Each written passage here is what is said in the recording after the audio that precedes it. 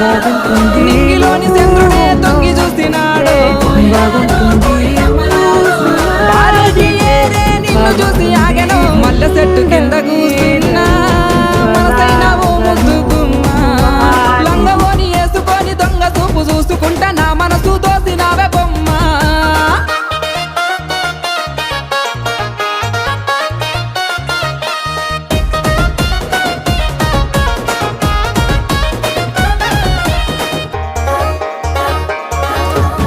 లేత పాదాల్ని ముద్దాడుతున్నా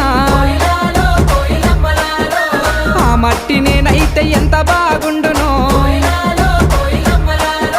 మెల్లంగా వీచేటి చల్లాటి గాలినై చెరిగిన కురులను సవరించిపోనా